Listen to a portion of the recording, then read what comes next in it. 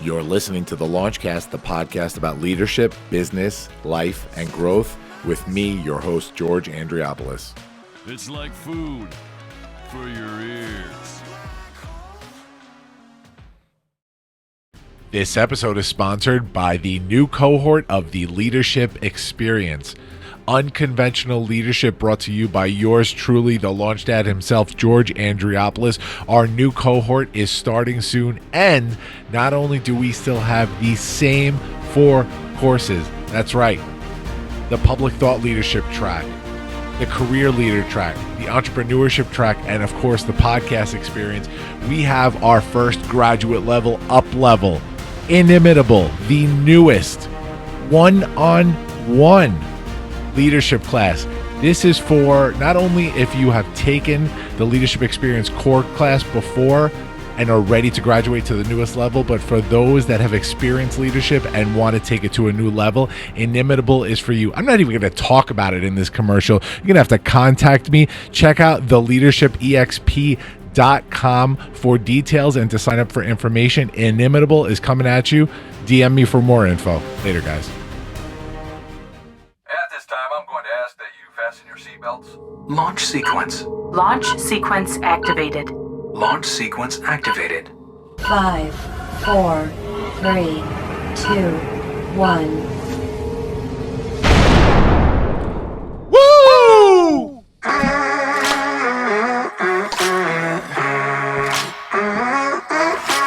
Hey, everybody. Welcome to the Launchcast. Episode 203. I still got goosebumps. You know this is your favorite podcast out there. We are here with episode 203, The Golden Entrepreneur. I cannot wait for you guys to check out this episode. But first, you know this intro. We got to do the whole thing, the whole shebang. So here we go. It's the LaunchDad himself bringing you your favorite podcast on the planet. It's true. It's damn true. As the beat drops. Into the black hole.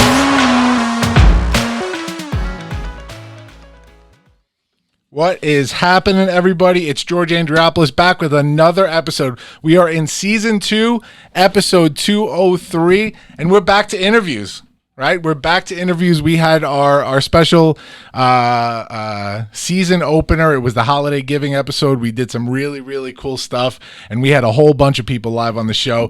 And then last week we went a little bit different. Right, we had to talk about some important things happening in this country right now, and it was a heavy episode. But we're back to our interviews. We are back talking to leaders, and I have been so excited to get this dude right here on the show. So I'm going to do the intro first, and then I'll bring him on.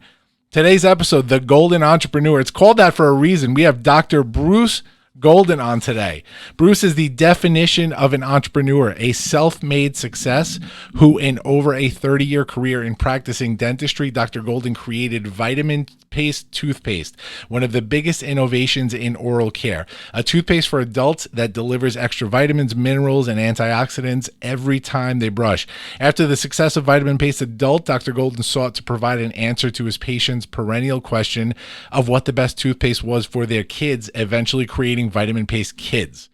And there's so much more to the story. I can't wait for you guys to hear it. Bruce is married and lives on Long Island with his wife, Marla. I'm going to ask him about how many kids. I think it's 3 kids. I don't know if it's 2 or 3, but I'm going to bring him on right now. There he is. What's happening, Bruce? All right. You doing, George? I'm good, man. I'm good. Thanks so much for coming on. What, is it 2 kids or 3 kids? 3 kids, 3 boys. 3 boys. There we go. Okay.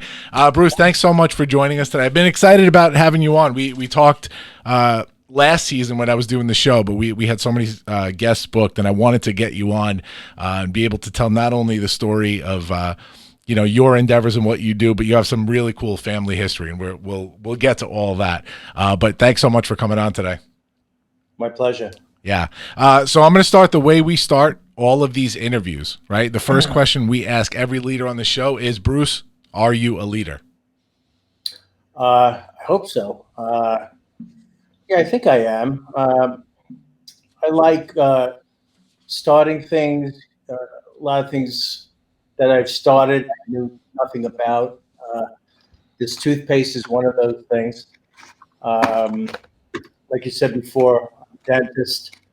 And I always like to invent things, start things, and this is one of them. I've been doing it for about 10 years now. Yeah. And it's going well, getting into all the stores, getting to more stores. We just are doing a big Amazon sell now, and it's going pretty good. Yeah. Yeah. So let's talk a little bit more about leadership before we jump into the story. So, you talked about being an inventor, creating things, and knowing your life story and family history. I see that it runs in your blood, I think. In terms of business leadership, what is your definition of a leader? Somebody that thinks out of the box, I would say, is the main thing. Somebody that sees something that nobody else sees, and it could be something really simple, like vitamins in the toothpaste. And I know you're going to get up to it soon, but my father invented Snapple, so he was a true leader and entrepreneur. And I can go into that if you want me to. Yeah. So let's start at the beginning. So I know you grew up in East Flatbush, Brooklyn. Right. Dad Hyman Golden, mom Mitzi Golden, and you had a one brother and one sister, right? Right. Okay. So when we talked earlier, you described growing up as humble beginnings. Can you sort of set the scene for what life looked like growing up for you? It was a real Brooklyn life, we call it. It's something that doesn't exist anymore. We didn't have money. We had just a regular house. My father was a window cleaner. So he was out most of the early morning and most of the day washing windows in the Bronx. Him and my uncle both did that. And we both lived in Brooklyn, and we had a great time as a child. I loved growing up there. It's a lot different than how my kids grew up out in Long Island, but we just everything was family. Had a lot of friends out there. Everybody was pretty much in the same boat over there in Brooklyn. Just tried to survive. Yeah. We're going to get into your dad's story in a little bit, but you grew up in Brooklyn. Eventually you attended NYU for your liberal arts and graduated in 78, I believe, and then moved on to Fairleigh Dickinson in Hackensack, New Jersey, where you studied dentistry and became a doctor of dental medicine and also received a master's in anatomy. Was there a reason why you chose dentistry? My father always told me that, being a professional, having a profession, which, my father never went to school. He was a high school dropout. And he always respected the doctors and dentists in the area, the schooling that they went through. And he always looked up to professionals. And a couple of my friends would become dentists. And I figured I'd give it a whirl. So that's pretty much what I went for. Yeah. And now my son is going to be a dentist too. Say it again? One of my sons is going for dental school now. Very cool. How old are your sons now? One's 30, one's 29, and one's 24. So once you graduated, you started practicing, and eventually you bought an office from a retiring dentist. I think you said he was practicing for 45 years at that location in the Bronx. Operated that for about 10 years and then sold the practice. And I think based on the story, this is sort of the beginning of your entrepreneurial strategy going forward, or at least that's kind of the way I see it from the outside looking in. What made you want to sell the practice? First question. It was in a pretty rough area of the Bronx. It was a good area, but the Bronx, that area was kind of changing. I bought the building also from the dentist, from the retiring dentist, along with his practice. And I did very well there. Made a lot of money there. And I was offered a nice price, not only for the practice, but the building. So I sold out then. And then I sought out another location, which was in Howard Beach, Queens. Yeah. A nice neighborhood. Yeah. Did I know that this becomes a strategy when you build a solid business or build a solid product and then build it to a level where it's worth something, and then eventually you're able to sell it off, make a profit, and then move on. Did building and selling appeal to you from the onset of your career, or was it something that you sort of learned along the way? Well, having the practice in the Bronx, it was good that the practice was there already, because I needed the help of another dentist for experience of just doing dental procedures. I also changed the building around a little bit. It took me about 2 years to get a C of O, and made it like 3 floors and fixed it up pretty good. And then it made it easier to start the second practice. The second practice, I was taking a ride down Cross Street Boulevard in Howard Beach, which is mainly an Italian and Jewish neighborhood, a very nice neighborhood of Queens. And I saw this building for sale. It was an old electric union building, and they were in foreclosure, and I bought it from the government. And I wasn't going to start a dental office in the beginning, but the more I saw the neighborhood, I liked the neighborhood.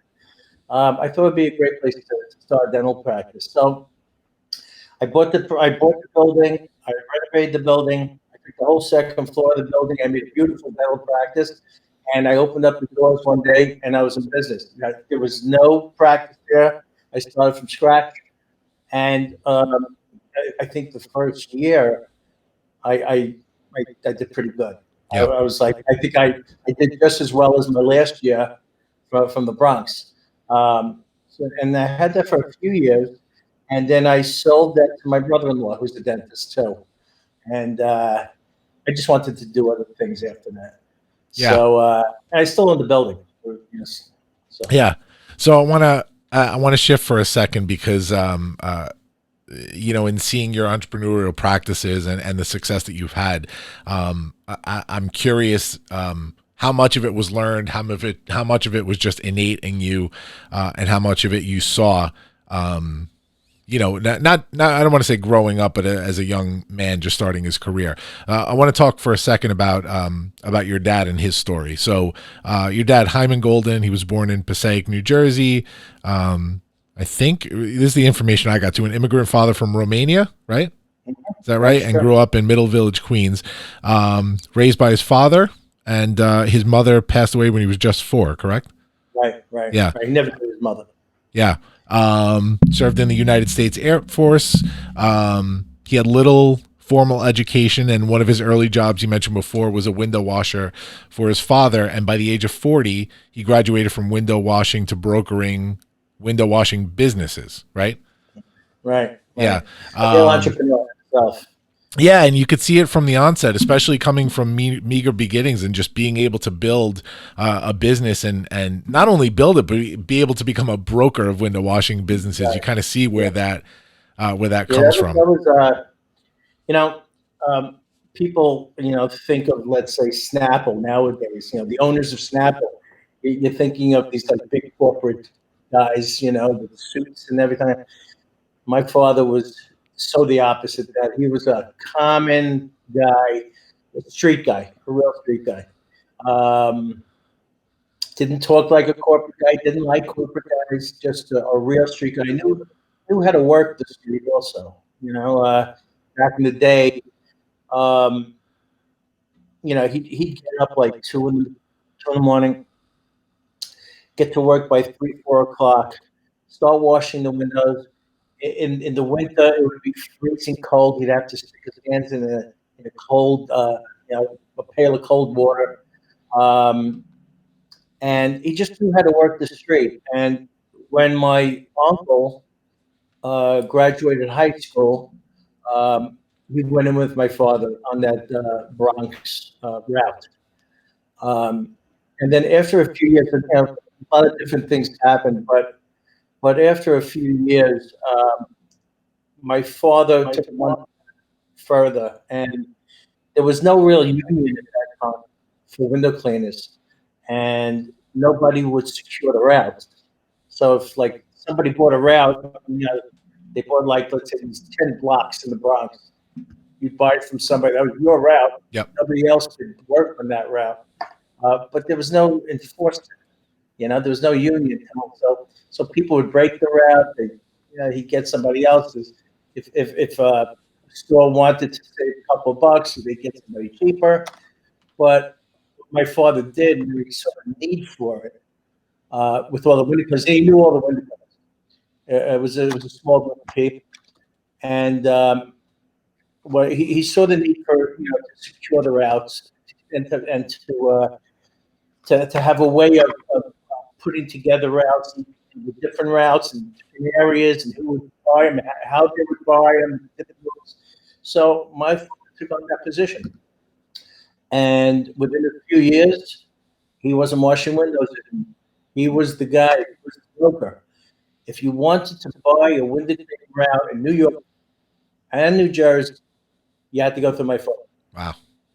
Yeah, and he would secure them, and he knew just how to buy and sell them, and he'd get money from the buyer, he'd get the seller. Sometimes he would take a piece of the action as part of, Sure. as part of, he knew how to make money. Yeah. And he, and then things started getting better. So for the little house in Brooklyn that we lived in, with an old shitty car, all of a sudden one day my father pulls up in a brand new Cadillac. I remember, with the fins in the back. Uh-huh. And we were the only one on the street with a Cadillac like that. So all of a sudden, like, as a young boy, I saw, like our family, moving up, Yeah. and like maybe the neighborhood was, we could go to a different neighborhood, or maybe we could, upgrade kind of thing. Yeah. But I saw that happening, and then he wouldn't wear the clothes he's wearing.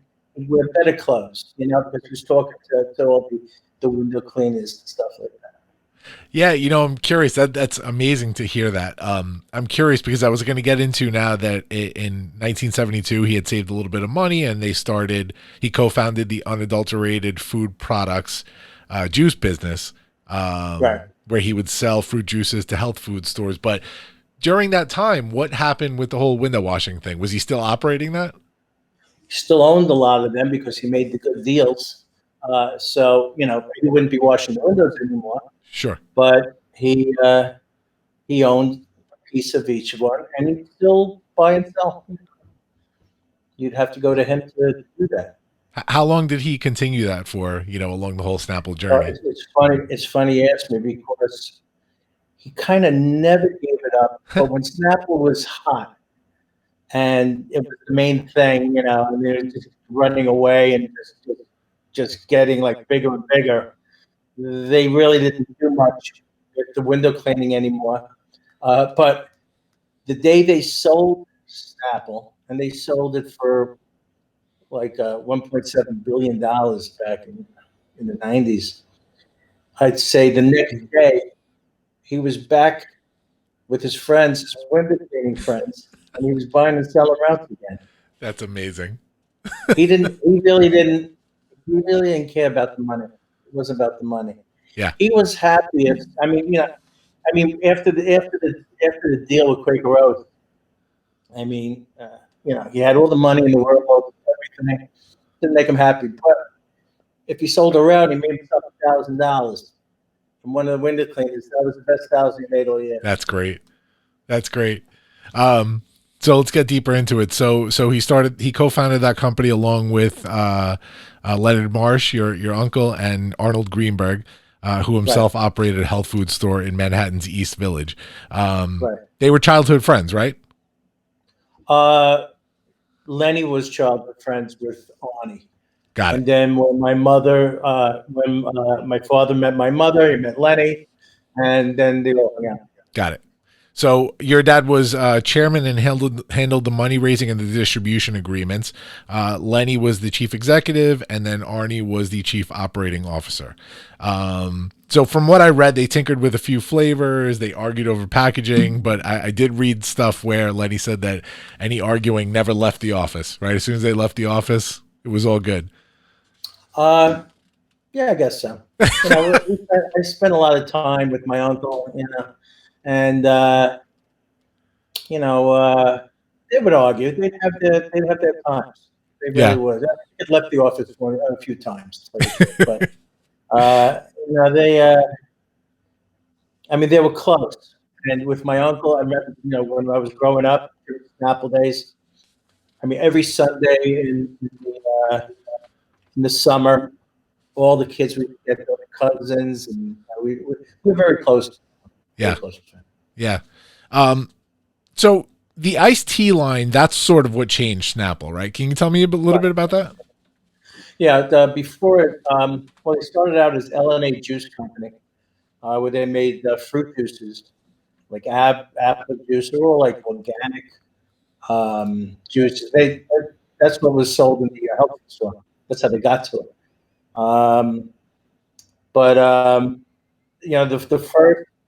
The first, once they changed the name to Snapple, they started making these sodas. They were all natural sodas, unadulterated sodas, where there was no food coloring in them. So they all looked like seltzer. But they had a cola and an orange Sprite, all that kind of stuff. So they sold the sodas, apple juices, all different types of juices. They also came out with apple butter, all kind of salad dressings, tomato ketchup, mustard, mayonnaise. I remember just all this, and all the natural kind of thing. And it was so, but they were just like looking for new products, kind of looking. And they did that for many years. It took like, I'd say, from 1972 till like 1987. I think in 87 is when they came out with the iced tea. Yeah, that's what I read. So that was a long time. It didn't happen overnight. It was a long thing. And when they came out with the first ready-to-drink iced tea, and before that, iced tea, you have to make it. You have to take the powder and the liquid, and nobody ever thought that. And it was so simple. And they came out with that, and we just, once that happened, within 3 years, they were doing crazy numbers. And then everybody stopped copying it, with their own brand. Yeah. So here's the fun part. So as a company, they grew exponentially, and then they were bought out by Thomas H. Lee Company in 1992 for $140 million. But the three original partners retained a 1/3 share of the company, which had annual sales of $100 million the prior year. The company went public in December of 92 for $10 per share, split 2 for 1 in 93. It was $20 a share. $20 a share. Oh, okay. Split 2 for 1 in 93, was bought out by the Quaker Oats Company in November 94 for $1.7 billion. Right. With $1.1 paying for the 68. Oh, sorry, with $1.1 billion paying for the 68% share in the firm held by Thomas H. Lee Company, and then the original partners. So, this is the part that interests me. So I've one question about that in terms of the running. So in between the whole Thomas H. Lee and then Quaker Oats thing, what was your dad's role at that point? Did he have a role still in the company? Yeah, Tom Lee was just the guy that, put the deal together, took him public, and put the deal together, and got it sold. He let everybody continue running the business. He had nothing to do with the business. Yeah. He remained the chairman until 95, right? Yeah. Yeah. So what was cool about Snapple and why this was so, when I found, I knew you for years before I even knew about this whole Snapple thing. And Bruce and I know each other, guys. I'm not a showy guy. I don't like to show up. Bruce and I know each other, guys, from, of course, his company Vitaminpaste and my company LaunchPad and Vitaminpaste work together. I did marketing work for Vitaminpaste. So being of a marketing mindset and seeing how the beverage industry changed in the early 90s, that to me was crazy, because you had like Pepsi had Michael Jackson, Coca-Cola Coke had gone from this whole new Coke thing that they were trying out, which sort of shit the bed, and then they went to the Coca-Cola Classic, and then that skyrocketed the company. And here comes Snapple, this like nobody company with just good product, first of all, that was innovative. And then I think it was 93 when they introduced Wendy the Snapple Lady, which became just a pop culture phenomenon years later. I think that was before with her. You know, she was a secretary, by the way. And she used to like read the mail that came in. And nobody, you know, they just tossed the mail, you know, and she went with it. And she returned their mail, and then she went to my father and said, "Listen, you should do something with this." And put her on TV, and she became Wendy the Snap Lady. Amazing. Yeah. Little things like that they can totally change. So of course Quaker Oats purchased the company for $1.7 billion. But you know, he sort of had to watch as Quaker Oats botched combining the company with its own operations, and then later sold it off for only $300 million, and in the process turned Snapple, or what they did with Snapple, into a failed acquisition. You know, and then years later, you know, the company changed hands several times over the years and is now part of Dr. Pepper Snapple Group. Of course, you know, your dad and his partners having nothing to do with that part of it. How did he feel about that once it changed over to Quaker Oats and they sort of shit the bed with the brand? Well, you know what they did? When they took over, they immediately got rid of my father, and they got rid of Arnie. They kept Lenny. You know, he was the talker. It was like a good bullshitter, by the way. Yeah. But they kept him on for them. And I think they only kept him on for a year or so. But they got rid of Wendy the Snap Lady. They got rid of Howard Stern. You know, Howard Stern put him on the map. Yep. If it wasn't for Howard Stern, the company would have never made it. He put him on the map. And they got rid of him. And then Howard started talking bad about Snapple all of a sudden. So just everything turned into, you know, what it turned into. And you know, they took a $1.4 billion loss a year.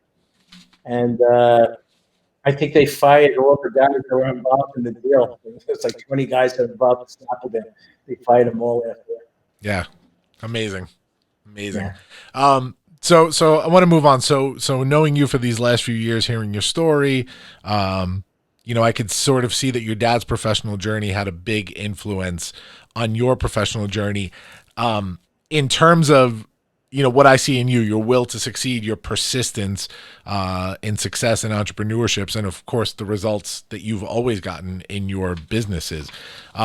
What kind of effect do you think, you know, that whole journey over the years, going from meager beginnings to what your dad did with Snapple, what kind of effect do you think that had on how you looked at business?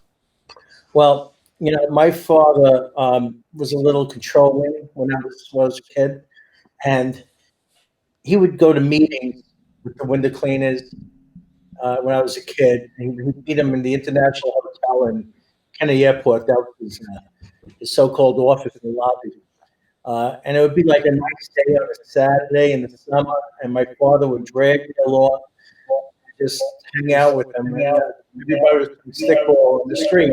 And I had to go with my father to listen to him, you know, talk to all these guys. But you know, looking back over the years, spending so much time with him, not only with the window cleaning company, but the start of the Snapple and, you know, all that kind of stuff. You used to spend a lot of time there with him. I really got a good feel of how, you know, he made things happen, how he talked to people, and he talked to them on their level. That was one thing. It's not like you talk to these big corporate guys, and you got to sit there and look a certain way and talk a certain way. With him, my father would talk to a window cleaner or, just anybody, a porter that we were from, and everybody was the same. And he did that in Snapple also years later. He was very good to himself. I don't think he ever fired anybody, to tell you the truth. Maybe he got mad at them and cursed at them a little bit. Yeah. But he was very good to himself, and people appreciate that. And I think that's why the was successful. Yeah. And as seeing all that, I tried being the same way. Yeah. Hey, Fabrizio, come here. I got to talk to you in private. I don't know how to tell you this, dude, but your breath is kicking, man. What? No, I'm not trying to be rude. No, what kind of toothpaste are you using anyway? You know what you should? You need to use that new joint, that Vitaminpaste. Incredible. You know what? I'm going to let the founder, Dr. Bruce Golden, tell you all about it. Hello, this is Dr. Golden. I am a dentist and would like to introduce you to my new multivitamin and mineral supplement toothpaste called Vitaminpaste. Vitaminpaste makes getting extra vitamins and minerals easy every time you brush your teeth. Vitaminpaste also whitens teeth, fights tartar, freshens breath, is fluoride-free, and tastes great. Supplement your smile with Vitaminpaste toothpaste. You know what, Fabrizio? I think you should definitely use this, but there's more. Your son, Fabrizio Jr., also needs some vitamin supplements in his toothpaste. So let me close this off by giving you the Vitaminpaste Kids commercial. Vitaminpaste Adult and Vitaminpaste Kids, available everywhere toothpaste is sold, pretty much, and especially on Amazon. Go check it out. Links are going to be in the show notes. Here we go. Early in the morning, brush my teeth with vitamin toothpaste. It got my mouth looking so clean. Plus it got calcium, and that's good for my bones. And I love the flavor, it tastes just like bubble gum. You know I love my Vitaminpaste Kids, vitamin toothpaste. Save 50% of vitamins with Vitaminpaste Kids. Vitaminpaste Kids, vitamin toothpaste. Save 50% of vitamins with Vitaminpaste Kids. So I'll get back to your career and journey. So you mentioned before that after you left the Bronx, you bought a building in Howard Beach. You started your second practice there, which you sold in 2001. Very successful practice, and you actually haven't practiced in a clinical setting since then, although you did teach at NYU Dental School for a while. But for the most part, at that point, you went into investing, stocks, real estate, things like that. You even opened a restaurant. This is why I know you're a serial entrepreneur. You even opened a restaurant with your brother-in-law based on a place in Brooklyn that you guys grew up eating, right? The Rolling Roaster in Brooklyn. Yeah. That was good for about 5 years. Tough business. I always wanted to own a restaurant. I think everybody wants to open up a restaurant one time in their lives. But it was just craziness for 5 years. I think the first 3 years we made money. After that, we really didn't. At the end, when I sold it, I lost money on the restaurant and made money on the real estate. So kind of a wash. Yeah, kind of thing. So. Yeah, But But you even at that point looked to potentially franchise the place off, right? Well, we did. We sold one franchise to our manager at the time, but that didn't work out. So, and this is the thing for entrepreneurs that listen to the show. Again, I mentioned to you that this show is based on leadership. So we have leaders, we have entrepreneurs that listen to the show, and the whole goal of this thing is just hearing unconventional journeys, right? For somebody to be able to listen to your story and go, hey, I went through some of that shit. I grew up with nothing. I grew up in Brooklyn, and maybe I can, make something of myself. That's kind of why we do this thing, why we want to produce something that sort of tells these stories. And like you said, everybody always wants to try something new. I think most entrepreneurs out there do eventually want to open up some kind of food establishment or restaurant. I know for me, I grew up working in a deli. I started working in a deli when I was 11 years old. I worked there through college. It was like 10 years that I worked there. And to this day, I was just talking about it with my kids the other day, I will open up that deli again in Farmingdale at some point in my life. What was the reason, besides it just being a tough business, what was the reason that you decided to walk away from it? It really, it's just something that like I had enough of. It was like we had like 3 or 4 good years of fun with it. We had our office downstairs, and the place would be crowded. But just after a while, we just had enough. It was I wanted to move on. So we sold it to a local deli guy over here. And he took it over. So, but I just had enough. There's other things. It was time.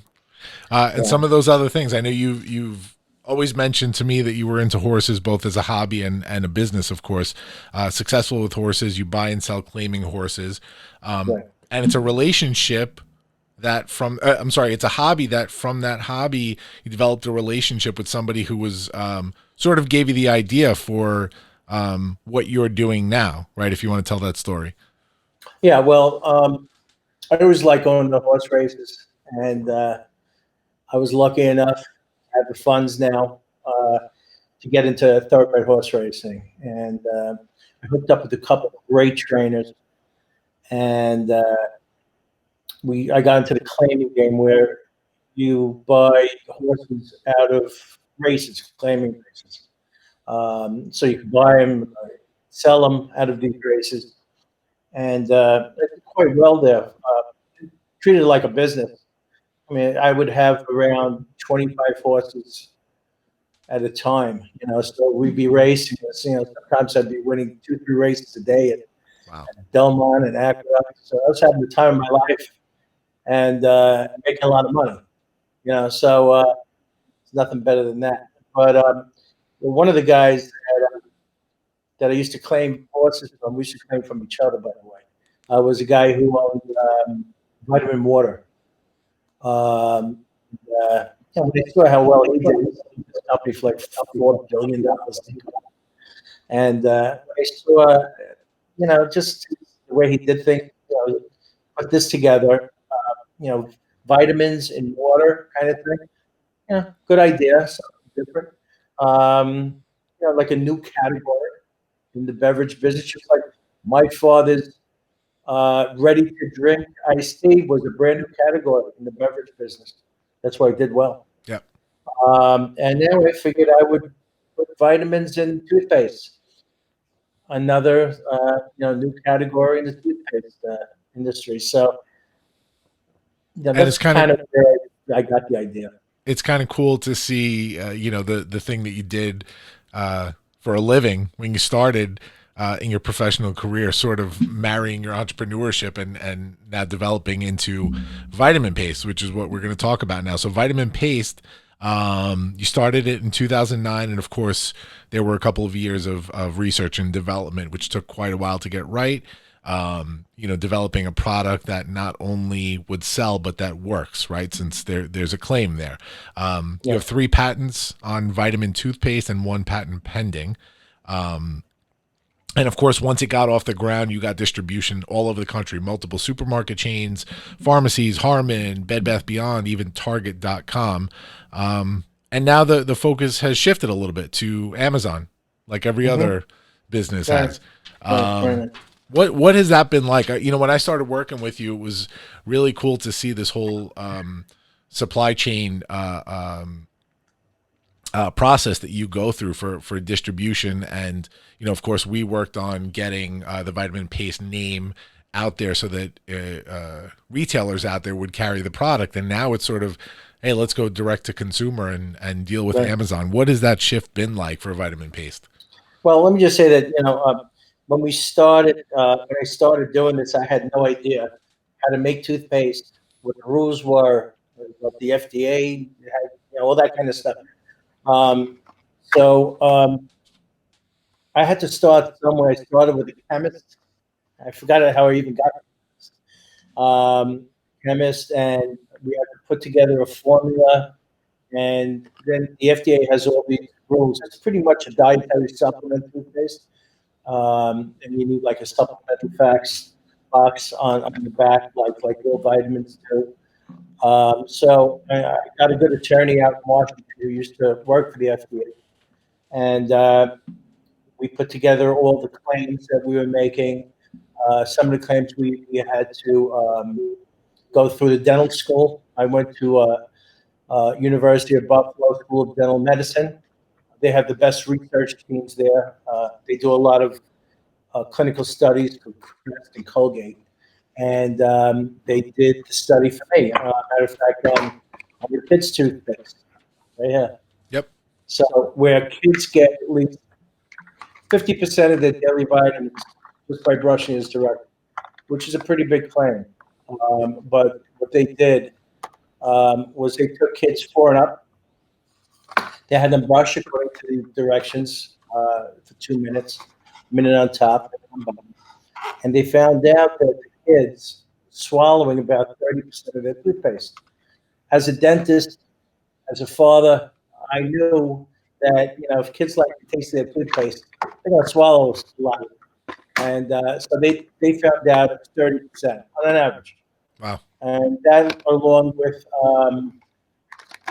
with daily brushing, the amount of vitamins I put into the paste, we get the 50% claim. And like I said, it's a dietary supplement. There's no drugs in there. Fluoride is a drug. We had to take the drug out. It is fluoride free. Instead of fluoride, we have xylitol, which is a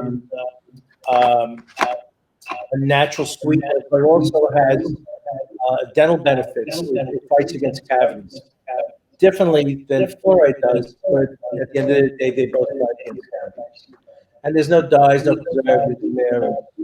It's great toothpaste, bubblegum flavor. The adult is a little different. Adults swallow less. The clinical studies showed about 10%.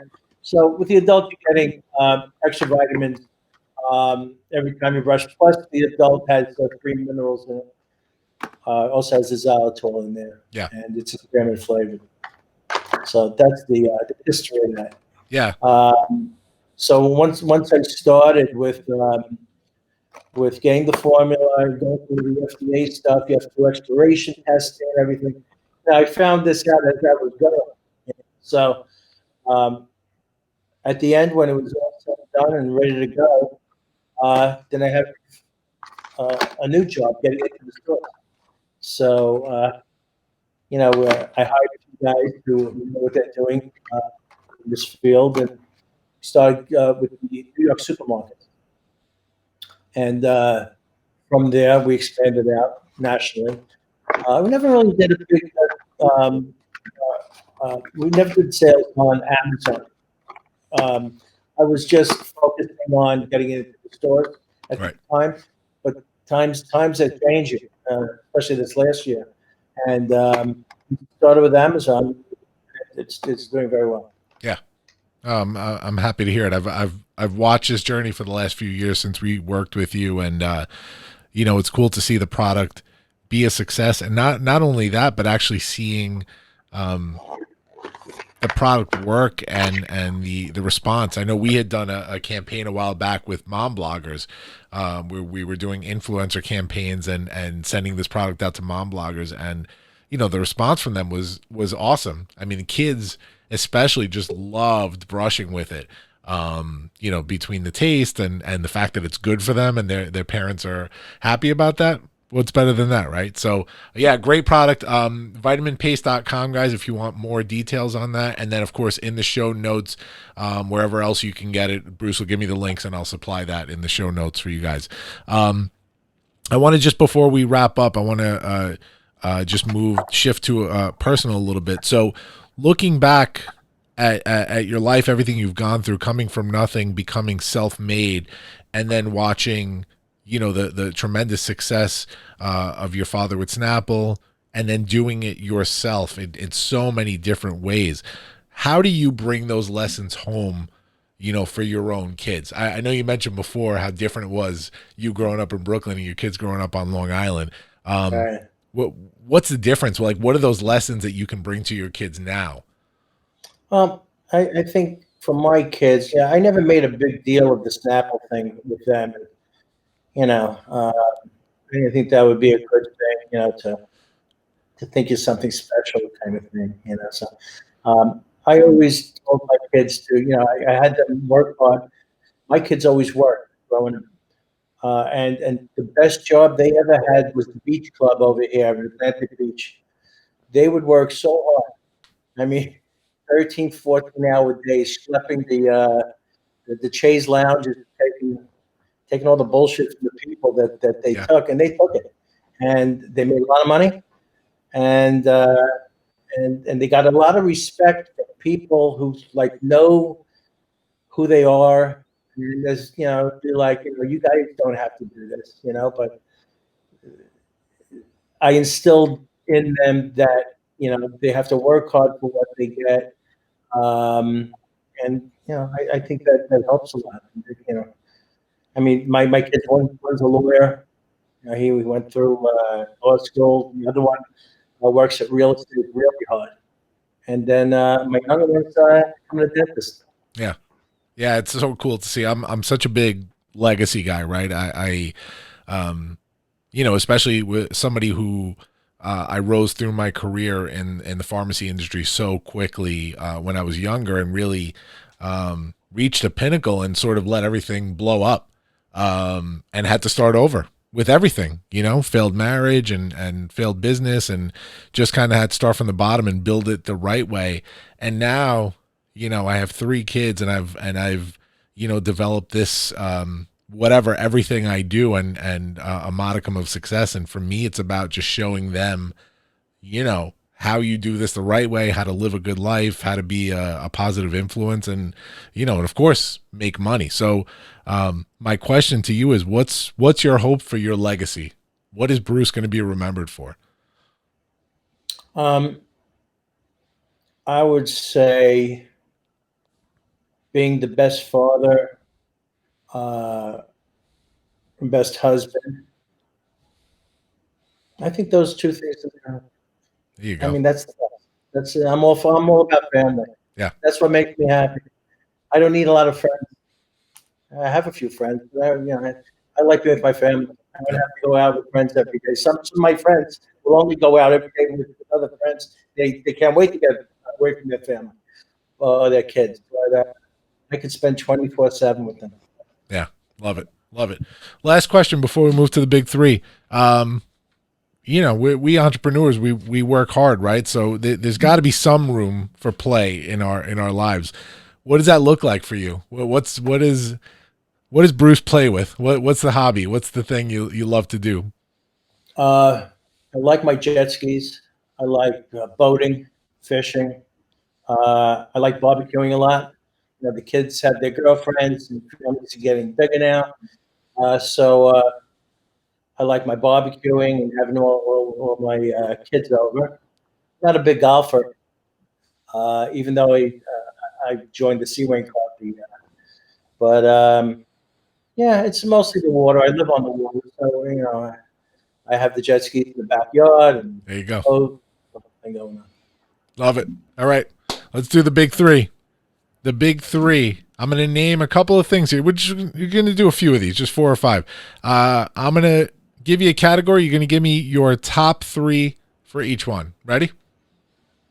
Top 3 words? Top 3. I'll call them out. So first one is, give me your 3 best, and I know it's hard to name these sometimes, your 3, I would say, biggest professional accomplishments. Getting through dental school.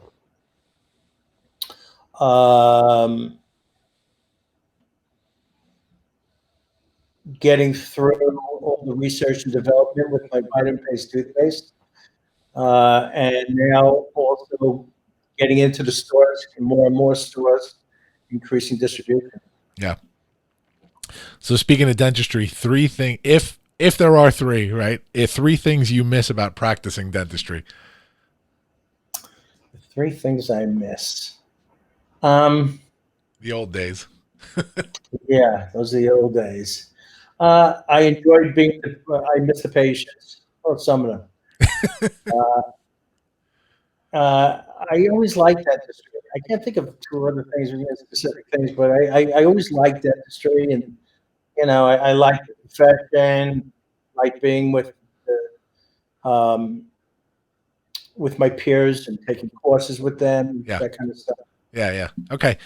I can tell you the best restaurants I like. How's there that? you go. Give me your restaurant, sure. Peter Luger's, Brian and Cooper. This I'm good with. Peter Luger's, Brian and Cooper, Hendricks, all the places in the North Shore, Molino. I'm more of a Morton's guy than a Peter Luger's. Morton's is good too. I like them all. All right, last one. I know I've been over your house a couple of times, and you got some nice stuff in your garage there. Give me 3 favorite classic cars. Well, I had a 82 Corvette. I had 2 of them, which I sold recently. I have a 75 Caddy Eldorado. That's my favorite car. It's convertible, so I used to have a lot then. And my father has an old Rolls Royce. It was the first. He always wanted the Rolls Royce. Never drove it, but that's a nice car. So we still have that car too. That's great. Bruce Golden, thank you so much for coming on today. This was great. I think this is going to do a lot of leaders and entrepreneurs out there good to hear your story. And everybody, vitaminpaste.com. Check out that products. Links are going to be in the show notes. Bruce, thank you for being here today. Okay, my pleasure. Hang on a second, I'll catch you as soon as I do my outro here. Guys, thank you for joining me for another episode of the Launchcast. We're back next week with episode 204 and every week after that. You know how we do. We'll see you next time, guys. Into the black hole.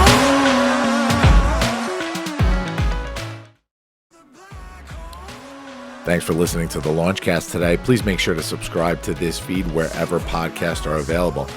Follow me, George Andriopoulos, at Launchpad CEO on Facebook, Twitter, or Instagram. And make sure to visit our website, guys, thelaunchcast.com. Looking forward to the next episode. See you soon, guys.